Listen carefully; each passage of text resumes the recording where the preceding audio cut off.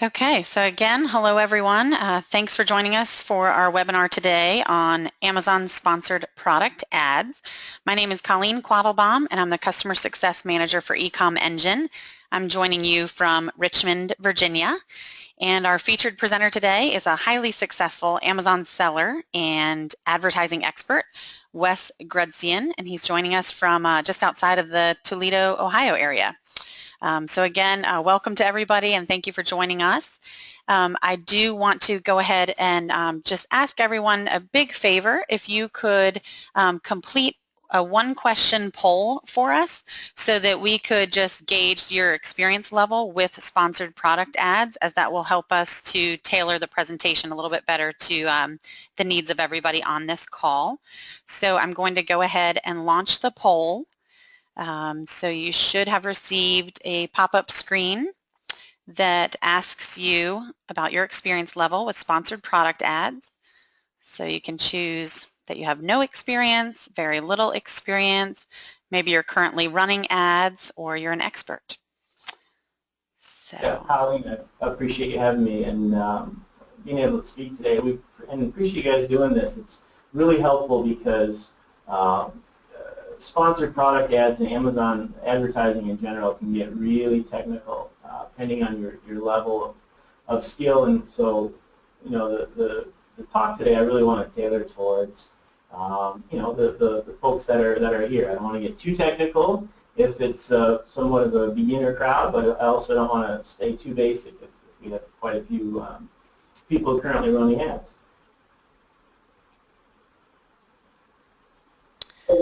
All right, looks like a lot of people have completed the poll already. 82% have voted.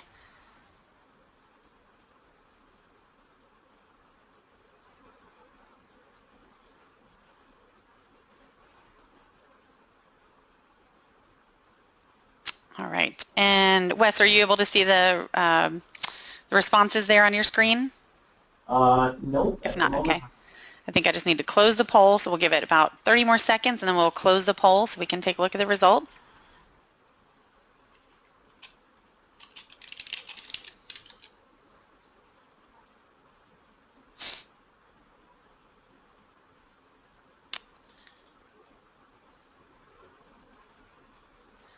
Okay, so I will go ahead and close the poll, and it looks like we have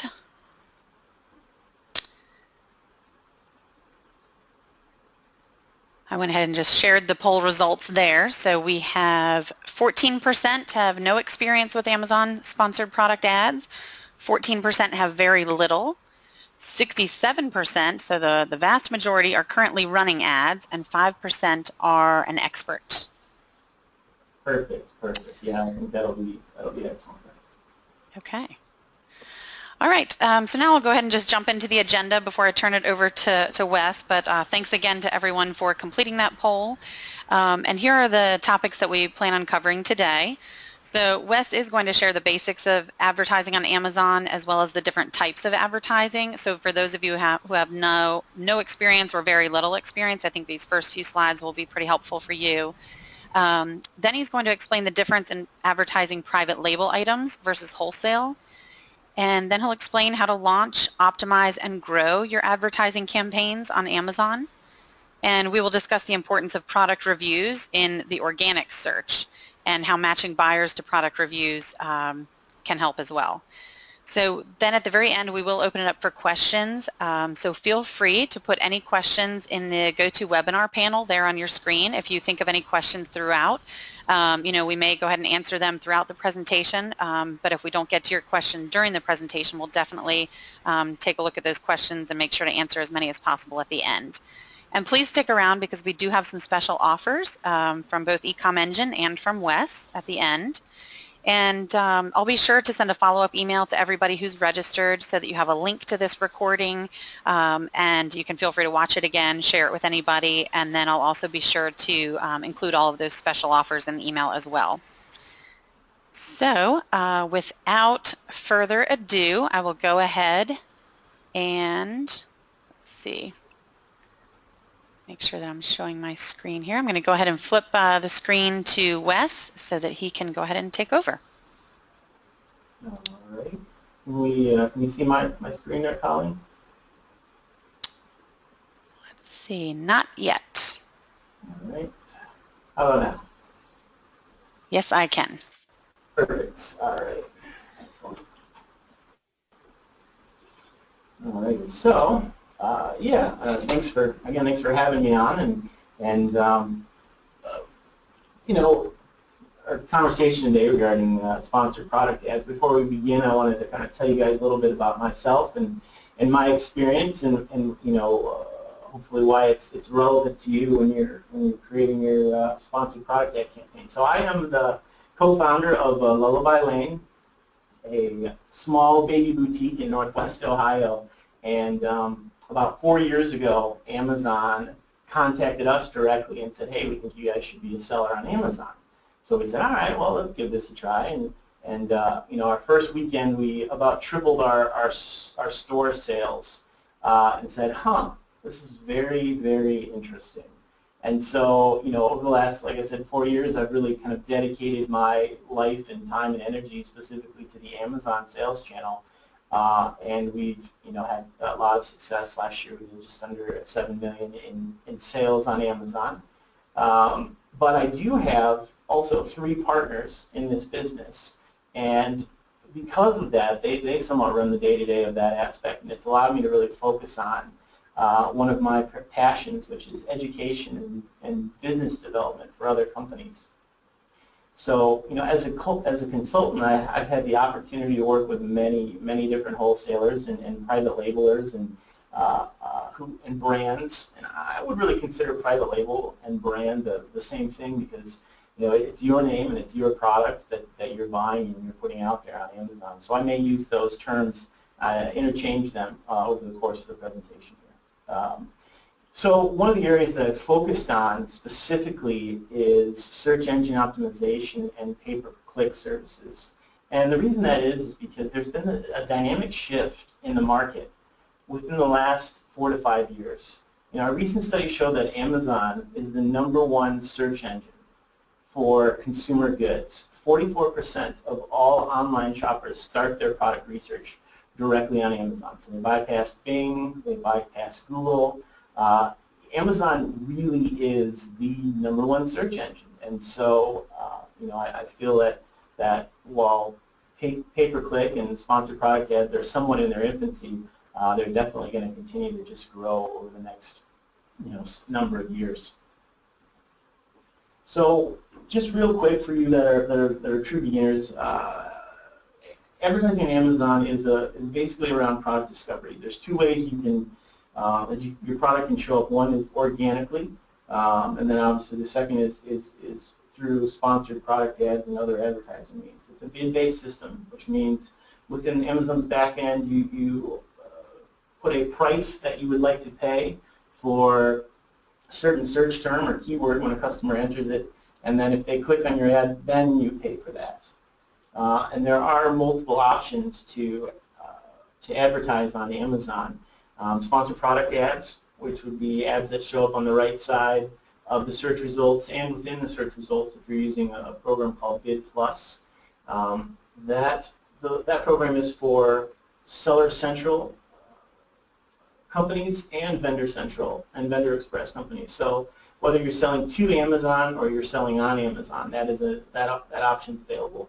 Headline search is another type of advertising right on above the search results for certain keywords. That is only for Vendor Express and Vendor Central companies. And product display, same thing. It's only for Vendor Express and Vendor Central, and it's about 7 or 8 different areas that your ads can show up. But the big one is on a specific ASIN. So you can target a certain competitive ASIN or one of your ASINs and advertise your product or a complementary product. But I want to focus on sponsored products because obviously that's going to be the majority of the folks that are here today and that are going to be moving forward using the services. So really, typically when people think about advertising, they think about it just for private labeling. But I did want to touch on wholesale as well, because It can be a great tool. So for any of you out there that are wholesalers, this I think is pretty relevant. Um, you know, when you're creating or listing or selling your products, if you're creating bundles that are branded products, you know, customers are going to be searching for those type of products. So, for example, if you're you know, you have the ability to sell a Callaway golf line, right? If you want to sell a bundle of the Callaway golf club or the driver and the head cover, you know, you can create that bundle and then use sponsored product ads to show up at the top of the search results for someone that is, say, just searching for the driver. So that's a great opportunity. The second opportunity is from a relationship kind of standpoint. The reality is that a lot of manufacturers don't see the value in having a ton of Amazon sellers. That's just the truth. That's the way that it is. Because how Amazon's laid out, obviously our main weapon to win the buy box is the price. So what happens is you kind of create this race to the bottom, 10 cents less, 5 cents less, and it devalues the products that these brands are trying to sell. And so one of the ways you can set yourself aside from other wholesalers or other Amazon sellers is through your knowledge and your use of sponsored product ads. You go to a manufacturer and say, hey, we're not like everyone else. We run ads. We actively try to market and advertise your product. That will set you aside and could lead to, you know, better opportunities for that relationship. But I did want to primarily focus on the private label, obviously, because the advertising program is buy box based, and so obviously you have 100%. Normally, you have 100% control of the buy box. When you're using private labels, when it's your private label product. So when you're so understanding that, I want to kind of go over some of the best practices for using sponsored product ads. And Wes, before we go further, if you don't mind, we've had two people mention that they're having a hard time hearing you. If maybe you could just get a little bit closer to your mic. Sure. Is that a little better? I think so, a little bit better, yeah. Okay. I'll turn it up even a little more. All right, there we go. Thanks. So yeah, so this is, you know, what I wanted to go through is kind of the best practices of a step-by-step process of creating your sponsored product ad campaign. And so, you know, before you even create your first campaign, you really want to use the market research tools that are available to really understand kind of what's going on. And you know, there's really two kind of tools that I would say you use. One is a sales tool, and so you have companies, or excuse me, sales options like Unicorn Smashers Free, Jungle Scout, other kind of tools that tell you, okay, who's the market leader within your space, within your product, and you know, understanding that can key you in on some of the keywords that they're using in their titles and their descriptions. Now, you definitely don't want to copy the top competitors because obviously this is your product. You know, you want to set yourself apart. You definitely don't want to be a me too. But it can be a great space to kind of key you in on some of those words that, you know, customers are using. A second set of tools would be keyword tools. So tools like Merchant Words, which is paid, or keyword.io, which is a free service. Those give you, again, insights into keywords and other variations of keywords that people are using, you know, when searching for your type of product. One of the things to note is that with Merchant Words and some of these other services, they do give the monthly average search volume by keyword. You kind of want to ignore that because that is only a guess. Amazon does not publish those rates, and so though that's you know, I've talked with the founders of some of these companies, and really they're like a placeholder. So you kind of can ignore those actual search volumes. But what is accurate is the order in which the popularity in which those words show up. So you know, use this data, use the tools that are available to kind of create a clear picture of the market and what you're selling. So once you kind of get that and put those into the title and the back-end search results, do a basic optimization. Then the first thing you want to do in terms of campaign is actually run just a automatic targeted campaign. And the reason that is because you're doing this more to test that Amazon understands the relevancy and the content within your product. So, in other words, if you're selling a I don't know, again, a spatula or something, and the results show that the search terms that you're showing up for are not related to your product, then you've got some work to do in terms of modifying search terms, not modifying the title. That first campaign is really just to verify that, okay, Amazon understands your product and is showing it to the correct type of customer.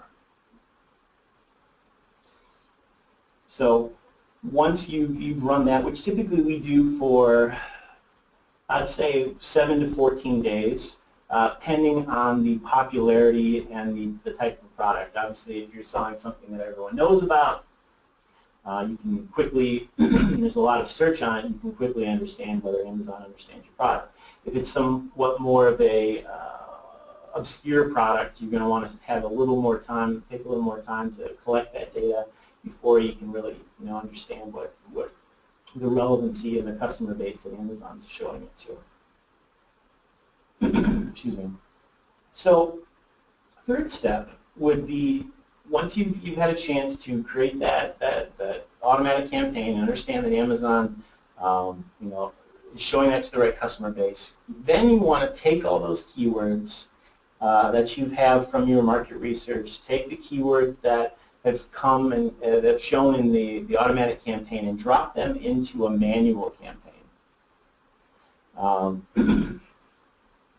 So continue the automatic campaign as well, but drop the bid price down to a lot lower, because the point of the automatic campaign, once you've created your manual campaign, is really just to continue to identify new keywords and create new opportunities. So keep it going, but drop the bid price down pretty significantly once you've created that manual campaign. So while you're testing those keywords, I guess go ahead and again, let that wait about 7 to 14 days, build that data up, and then get into the keywords, get into the search term report, and really look at what keywords the customers are using, and what results are coming back.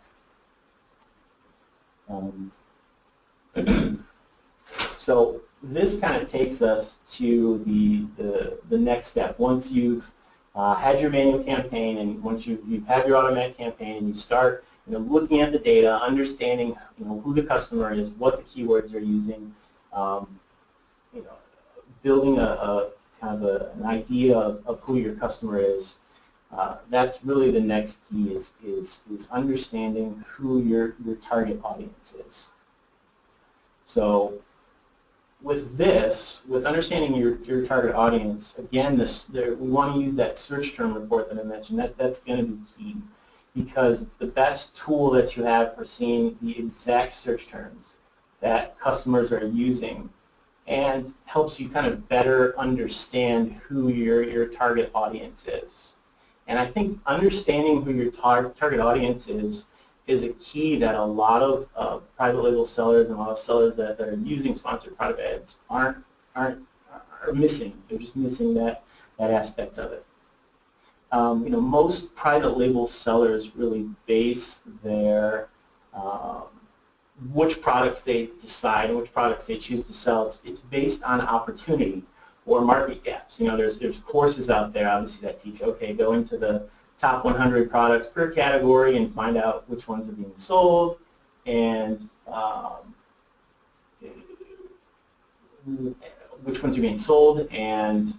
identify which ones you can come in through through Alibaba or different sources, and then sell them at a lower price, right? It's all market gap and market based. It's all opportunity based. Well, really, that's only half of the story. The other half is, once you have that product, you still need to understand who is buying your product. And sponsored product ads, again, are a great tool for that. So use that search term report to identify those real specific terms that your customers are using to buy your products. What are the highest converting keywords? What are the highest search volume keywords? Just really get in and kind of analyze that data. Try to identify specific terms your customers are using, and then you can go ahead and modify the content to speak to that target audience. So again, it's about using the data and continuously looking at and crafting and modifying the product detail page to represent that type of customer that you're going after. So a second way to optimize your campaign is through keyword match types. Once you've kind of identified the relevant keywords in different match, add them in different match types and try to see how they perform. And I didn't mention it yet, but there's three types of keywords. One is broad, which is the words that in your keywords show up somewhere within the customer's search term. There's match, which means the exact terms, keywords show up in the order that they are somewhere within the search term. And finally, exact match, which is the words specifically that you use are the only words that the customers use in their search term. So play around with your top performing keywords in the different match types to see how they perform. Sometimes a broad match may work, an exact match may work, but a phrase doesn't work for one reason or another depending on the market. The point is just to use the tools that are available to you, use the different options that are available to you, and test. Always continuously be testing, trying to optimize, trying to do better than last week or last month with your campaigns. Same thing with bid type testing. You may have a great word that has a really heavy click-through rate for you, but if you have to pay $1 per click for that certain word to show up, and your product only costs $15 or $18, it could, your profitability, you could be losing money and not even know it. So, in a case like that, take that $1 and then just drop that price down to maybe 75 cents or 60 cents, and just continually drop it down to a place where you're showing up enough where you're able to make money by the clicks that you do get, but you're not showing up too much where you're overspending on that certain keyword. So again, it's just really about continually optimizing and continually trying to refine your campaigns. So once you've had an opportunity to start your campaign, build your basic keywords, and then optimize your listings. Our next step is to just try to grow that business. Use the tools that we talked about kind of earlier on, the keyword.io and the merchant words. And when you identify your top performing keywords, throw those keywords back into those search term tools. Understand other kind of long tail keywords or other modifications or different ways that those keywords are used, and throw those back into the campaign. And just continuously add words that you're testing, and take words out that are underperforming for you, or modify those words that are underperforming. The point is to really kind of continually add words, try to get new market share, new areas once you've established that base in those keywords. Once you've kind of had a chance to do that keyword recycling and deep diving into other opportunities, then you want to look at actually modifying the content within your product detail page. So, like kind of I mentioned before, when you have to identify your target customer and the keywords they use. That is really the point. Besides just showing up and selling product, you really want to identify who you're selling to, And so once you've done that, and once you've identified the keywords that those customers are using, go ahead and use that to your advantage. Put those keywords, whether it's in the title or it's through images or it's through search terms, you want to really use those search terms to speak specifically to your target customer. And from that, you need to kind of build a customer profile. So the goal is not to try to be all things to all people. You're not going to sell to all these different customer types. You really, to be successful in this, you really want to identify that target and target that key customer and understand who they are. Refine that message.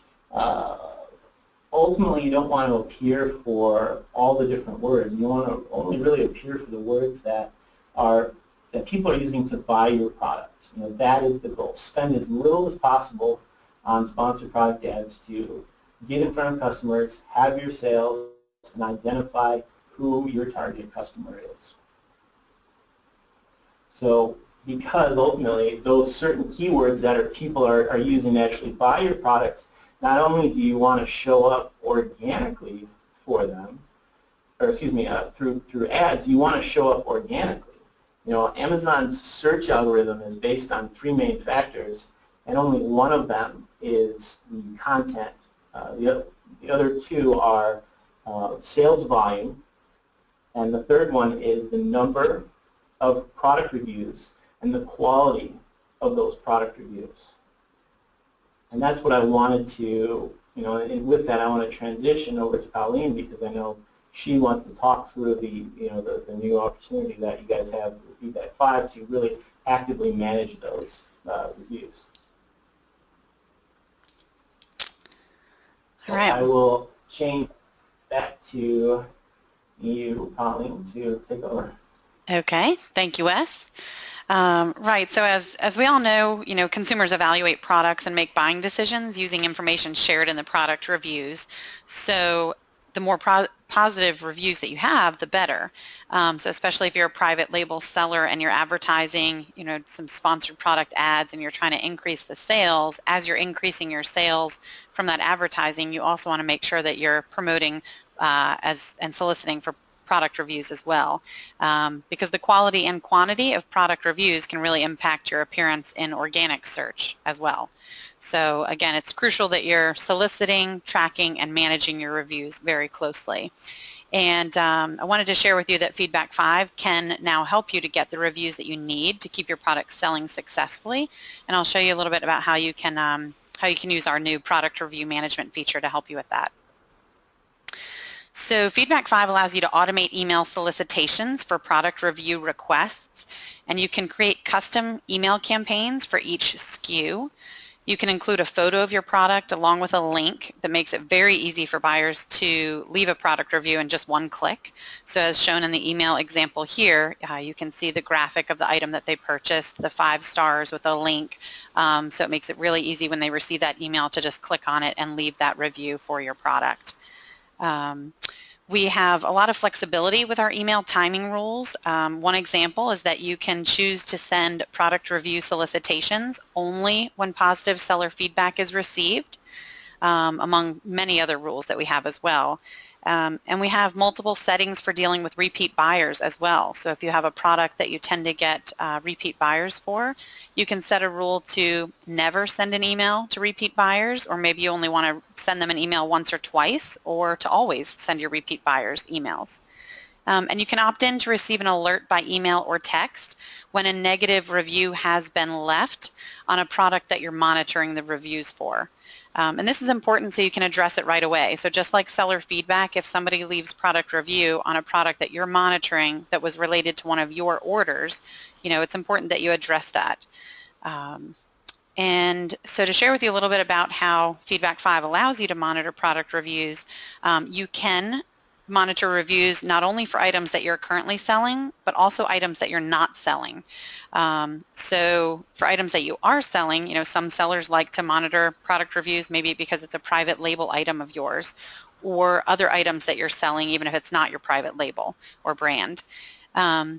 But as I said, you can monitor product reviews for items that you're not selling. Some of our users like to monitor competitive products. So if you're a private label brand and you want to monitor some of the competitive brands and see what kind of reviews they're getting, you can certainly do that.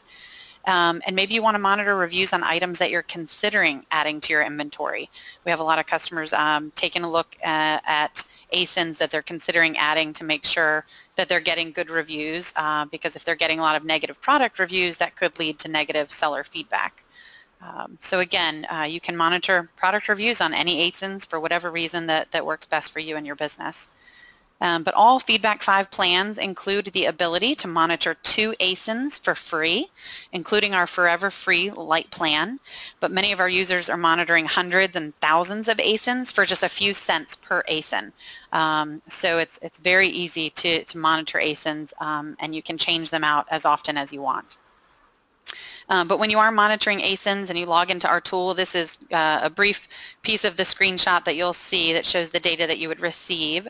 You'll see the total positive and negative reviews over the last 2-day and 90-day period, along with the average rating, the number of orders for that item, and when the last review was received. So you can filter and sort and analyze that data how you wish. Then you can also click on some of these links and actually read the reviews in a little bit more detail. So, and then the piece about matching the reviewers to buyers, of course, once you see a review, how do you even know who wrote the review? Amazon doesn't match reviewers to their orders as of right now, so it can be frustrating when you see a negative product review and you can't easily identify if that buyer was yours, or if it's your private brand and you're the only one selling it, it was ordered from your store, but it's hard to match who that buyer was. It can be a very manual process. But Feedback 5 will match product reviewers to the actual buyers on an account by looking at the items purchased, the reviewers' names, the order dates, and other pertinent data. So we have proprietary algorithm that's working behind the scenes to match. And so we will identify if there's a match on your account to who the reviewer is. And you can then review the match results and opt to contact the reviewer by clicking on the Send an Email button.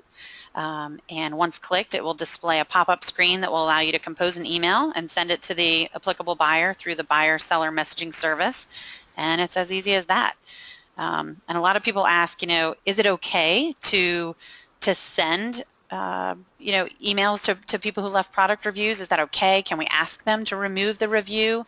And just know that, according to Amazon, solicitations that ask for only positive reviews or that offer compensation are prohibited, and you may not ask buyers to remove negative reviews, but you can certainly have a conversation with them and they may be willing to update their review. So if they had originally left you a negative review and maybe you resolve that, they may update it if they walk away with a better experience after talking with you about the product. And then of course you can always just write through our tool. You can click on the review as well and just make a note directly there on Amazon, so you're commenting on the negative review that they left, so other buyers will see that you're trying to resolve that problem, or maybe you have a better explanation for why they left a negative review. So that's another convenience with our tool, to be able to answer it right there. But again, Wes talked a lot about how to advertise through sponsored product ads on Amazon. So we knew we'd have a lot of private label sellers probably on this call and people interested in promoting products. So once you're promoting those products, just want to make sure you're continuing to keep up positive product reviews. So we'd be happy to tell you more about Feedback 5 and how that can help. But here's just a brief review of a few of the items that we discussed, and we wanted to certainly allow a fair amount of time for questions so we can really answer what's most important to you, since we do have our expert on the phone. So it looks like so far we do have a couple questions here. So Wes, I'm not sure if you've had a chance to review any of those, if you want to go ahead and jump in and start addressing a couple of those. Yeah, absolutely, and appreciate it, Colleen. And yeah, the more questions that people ask, the more we can get down into and really understand kind of what you guys are looking for. So please, never hesitate to fire off as many questions or any type of questions that you have, because that really kind of helps spur the conversation on. Sure. So one of the questions that was asked was, could you please share more specifically how to use keywords to identify kind of who you are targeting or what kind of customers you're targeting. That's a great question, and I want to use an example of a client that I'm working with currently. So she actually is the creator of a product called the Shelfie, and the Shelfie is a bathtub shelf that basically keeps water from splashing out of the bathtub. Now, the problem kind of early on for us was that her product is unique. There's nothing else out there like it. She's not trying to do a slightly better version of another product, which there's nothing wrong with that, but that's kind of the reality of where we were. So we identified early on that there was basically 3 kind of target customers that we thought may be interested in this product that we wanted to market towards. One was people that are looking to buy bath toys, because again, this product sits on the edge of the bathtub shelf. You can put toys on it, and it keeps the water from splashing out, right? This is a problem that a lot of moms, pretty brilliant product, frankly, that a lot of moms come up with. But so one of the 3 kind of target areas we looked at was people that were buying bath toys. Another area that we looked at were people that were looking for bath safety products. And then the third area that we were kind of looking to capitalize were people that were just looking specifically for bath trays. And so we ran cast a very, very wide net. We made sure that the top keywords of each of those 3 type of consumer bases were in the back-end search terms, and we got out in front of a ton of people. And what we found was that pretty much the only people that were really clicking, or not only, but people that were clicking through the best and that were buying the product were specifically people that were looking for bath toys. And now, maybe that makes sense and it's obvious, but until you actually get in there and verify that information, you really don't know. And so again, what we did was we used sponsored product ads and dug into that data and understood what keywords people were actually using to search for and what ones they were clicking through and buying on, and identified that it was people that were buying bath toys. Okay, they're going to buy the tray when they're looking for bath toys. So we then modified the content to really talk less about the product as a safety item, as a safety feature, but more as a fun thing that the kids can rest their toys on when they're playing in the bath time. And since then, we've seen a significant increase in sales. So, from there, we've used that data to help. So I hope that kind of answers that question. Colleen, if you want to jump in and maybe answer one of the next ones while I look over some of these other questions, that would be awesome. Sure. Looks like we do have a couple of questions about feedback 5, so I'll certainly answer 1 or 2 of those, and while Wes is looking at some of the other advertising related questions. So we have one question about can feedback 5 integrate with AMZ Vendor Central orders? Just the quick answer to that is no, not currently. And then can you talk about best practices for addressing a bad product review? What we recommend is to write to the reviewer and ask for more information, but do not ask them to remove it. So as I mentioned, you may not ask buyers to remove negative reviews, but you can engage in a conversation and you could ask them to update it if you ended up coming to an agreement on that the product was actually a little bit better than maybe they originally anticipated for whatever reason, if they just didn't understand it. But we just recommend to write to the reviewer, ask for more information about why they rated it negatively so that you can learn and maybe better prepare the person who's ordering the item, either in your listing or in an email conversation. But Amazon does prohibit you from asking them to remove the review. So. And Wes, do you want to answer another one, or do you want me to go ahead and do another one?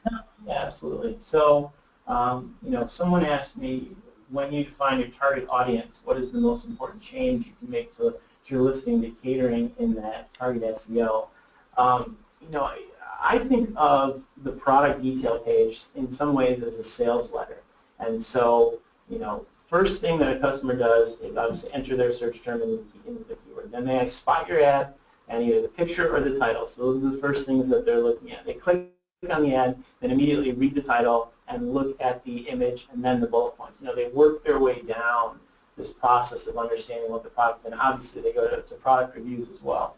But I would say that there's not really one kind of most important change. It really depends on the situation and how far away you are from what your target audience is. I would say it's more the little changes. Change your title. Then test it and see where you're at. Change your image, your main image, and see where you're at. As it's kind of a continual process to understand who your target audience is, and you just continually modify and adjust.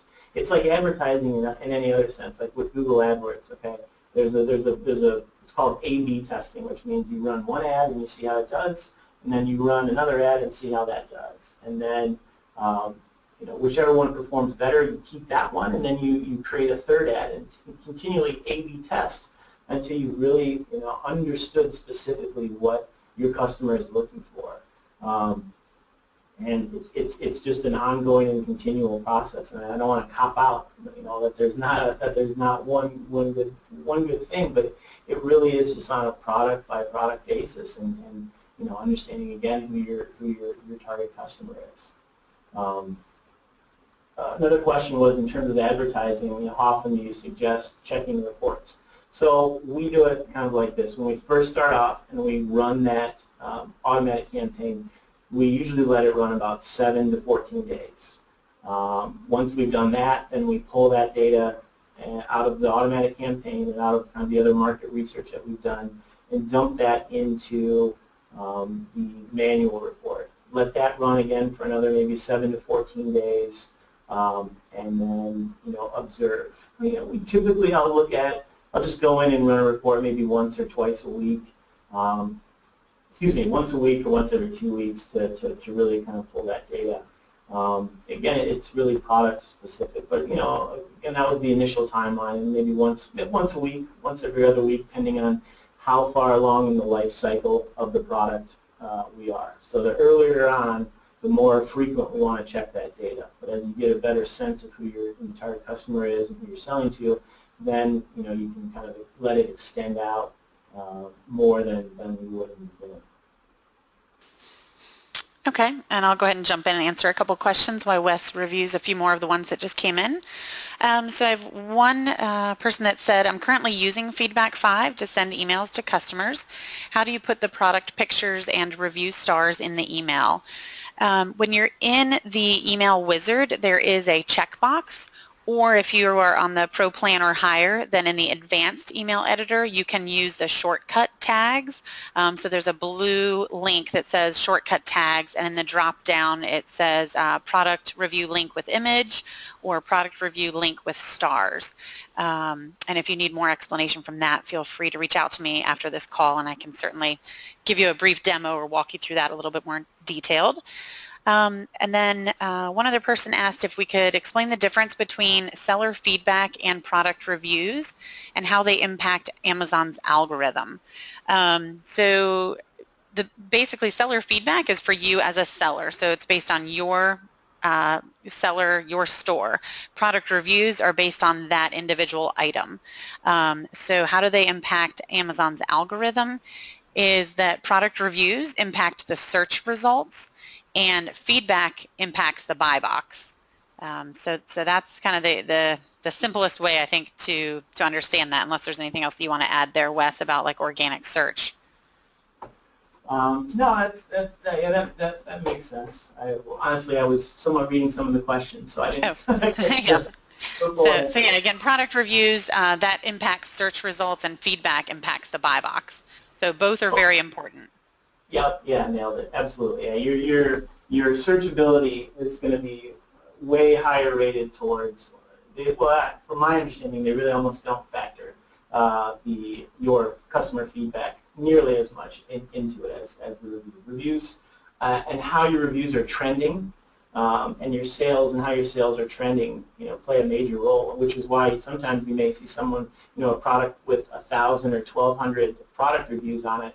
That's not near the top, or whatever the number, near the top of page 1, because what happens is they got all those product reviews in the beginning, but have since seen a decrease in those. And so Amazon trends, how frequent you get product reviews and the score of those product reviews. And that the frequency is weighted almost as heavily as the total number of reviews that you've received.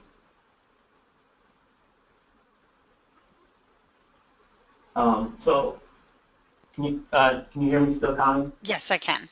Okay, perfect. So another question that someone asked was, I'm running sponsored product ads through Seller Central, but heard about AMZ Marketing Service Platform.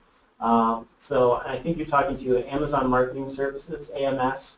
And what that is for Vendor Central. So if you supply to Amazon, or Vendor Express if you supply to Amazon. Those were, early on I talked about the 3 different ways you can market: through sponsored products, through headline search, and through targeted ads, specific ASINs. The second 2 are only available through Amazon Marketing Services, and you have to sell to Amazon as opposed to on Amazon to have access to those. And they're not synced together, so unfortunately if you do start selling to Amazon and want to run your sponsored product ads through Amazon Marketing Services, you would start over from the beginning.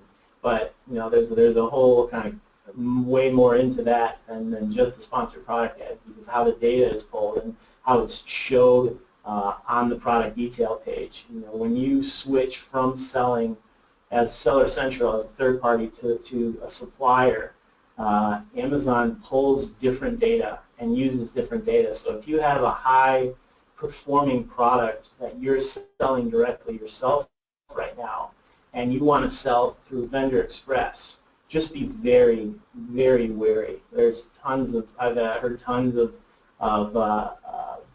very bad experiences. Not because Amazon's bad or because whatever. The reason is how the data is displayed on the product detail page and how the data is pulled and used in their search algorithm.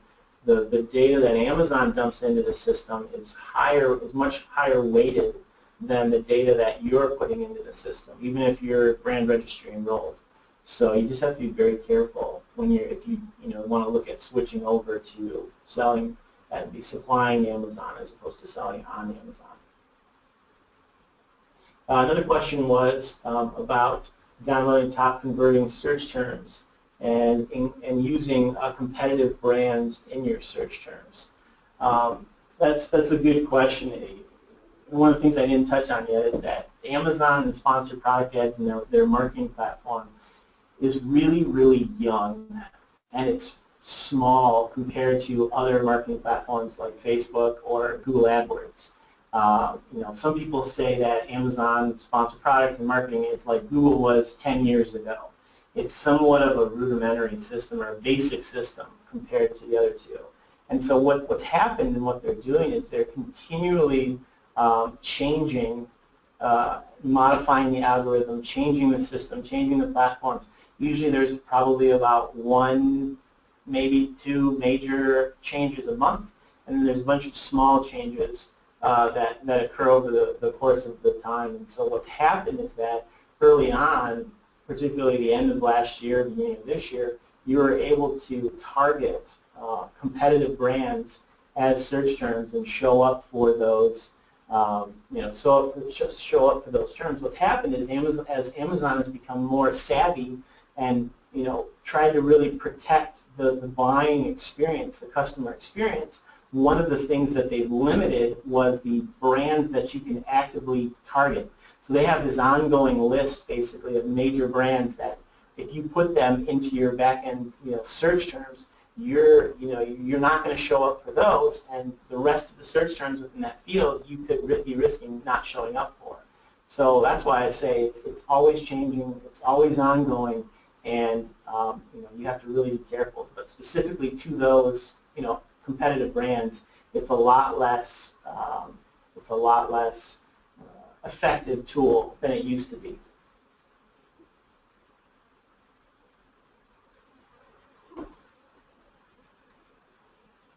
Can I jump in and read a couple more while you're answering there, Colleen? Yes, you can. Sorry, my calendar invite just popped up. Go ahead. No, I said if you could answer a couple while I read a few more here. Oh yeah, sure. Let's see. So we had a couple of Feedback 5 users asking again about how to use the product review management tool, and we would be happy to do account reviews with anybody at any time, either through live chat, phone call, or email. So I know that there's a few users on here. I will make sure that we reach out to you. One specifically said that they tried adding ASINs to my product review monitoring. However, the ASIN list that Feedback 5 gives is a little outdated. How do I refresh it? We do update the catalog regularly, so they will show up soon, hopefully within just a couple days, if not sooner. But you can also add any ASINs by just using the copying and paste feature or just manually entering in the ASIN number. And then it should show up, and just in case it's not showing up in your list of cataloged ASINs. And I'll answer one more. It says somebody else asked if someone uses Amazon Customer as the pen name or kind of their handle as they're writing a review, then is it impossible to find them as a match? We do use several criteria and are constantly improving our algorithm for the buyer match. So there will be times that we can make a match, even if it appears to be very vague, because we do look at the order dates, the emails that you've sent, and if they've clicked on that email. We look at a lot of pertinent data to try and match if they were the person who wrote that review.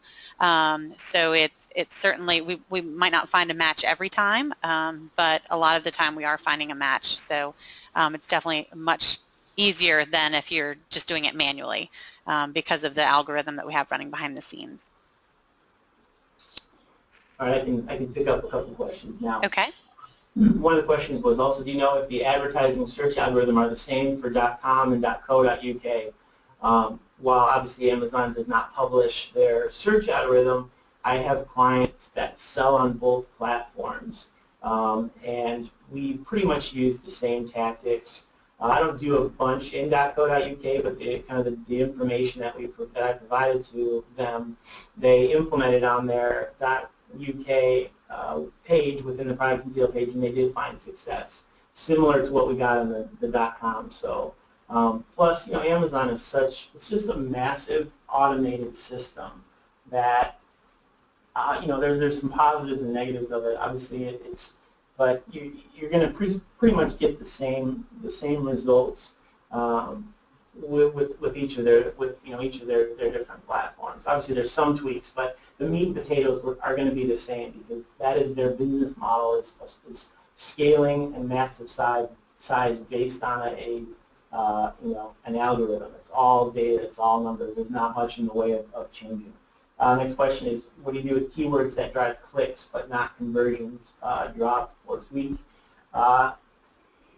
So that's a great question, because keywords that drive clicks, it really is on a keyword by keyword basis, obviously. But what I'll do is if I find a keyword that is doing well in terms of clicks, I may drop it into its own campaign and play around with it there to see if there's different versions or long-tailed versions of that, or just try to understand, okay, my customer is using this word, but I'm obviously missing it. What am I missing? How am I doing this? So I would create create its own campaign and possibly even advertise in all three match types. Advertise in broad, in phrase, and in exact. See what happens from there. Change your, drop those keywords maybe again back into the different keyword tools, research tools, enrichment words, and keyword.io, and kind of break down, other options. Just try to get as much insights, as much insight as possible into that specific keyword.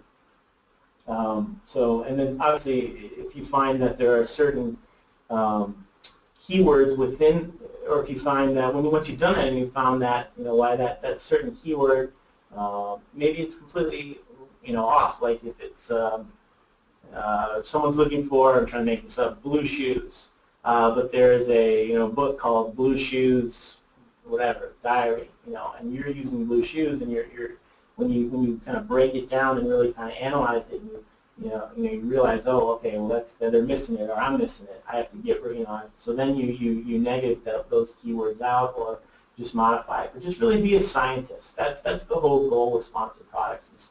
There's so much information and so much data available to you through search term report, through other reports, however it is.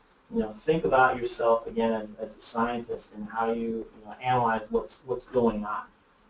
Also, the next question is, if you have 100 plus SKUs, all with campaigns, it would be nearly impossible to continuously modify campaign detail pages. What do you use as a benchmark to determine when a product detail page and campaign are fully optimized? Again, another great question, and that's a great point. You're right. If you can't continuously modify and tinker with all those products. But what I would say is that do that early on. If you're doing it, or if you have a virtual assistant, put the work in early on to really understand and build a profile of your customer. Once you've kind of built that profile and you're comfortable with who you're selling to, and your sales have gotten to a certain point, and your advertising, your average cost of sale is where you want it to be, you'll just kind of get an idea that, okay, this product's pretty much capped out. So it's really on a product-by-product basis, but put the work in early to understand who that customer is, and then that question will somewhat answer itself. You'll feel more confident. Once you have confidence in the data and what you're doing, then you'll be confident to know, okay, I really can kind of somewhat put this on cruise control. But again, the opposite side of that is that Amazon is always changing their algorithm and always changing. So, if you discover that change in one of your campaigns, make sure to modify that in any other campaigns that you've kind of previously worked on that you're in somewhat in cruise control. Good. Well, I know we're getting close to the 2 o'clock time, so I'll go ahead and just share the special offers that we have. We do have quite a few questions that we did not get to today, so due to the sake of time, I have documented all of these questions, and I can see who submitted the questions. So between Wes and I, over the next day or so, we will be sure to respond to you by email to make sure that your question is answered.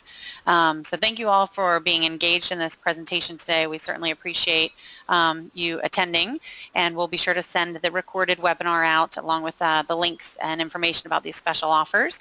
But basically, Wes is offering a free 30-minute sponsored product ads consultation. So I will send you a link that will actually help you to take advantage of that special offer. And then ecomEngine has a few coupon codes that give you an extended free trial. So we were talking about the product review management. That is a feature within Feedback 5. So if you want to give that a try, then you would just sign up for the 30-day free trial using that coupon code there. And then you could use the product review feature within that. And then we have two other tools, Restock Pro and Ecom Spy, that we did not touch on today. One is an inventory management tool. The other is a market intelligence tool. And you can check out the website if you want to learn more. But Wes, is there anything else that you want to share here as we close out? Just appreciate you having me on and letting me talk some more about sponsored products and my experiences with Amazon. Thank you so much. Sure. Thank you, Wes, for joining us today. And on behalf of ecomEngine and Ezonomy, we thank you all for joining us, and we wish you great success with your business this year. And we will be following up with you soon. Thank you all. Thank you.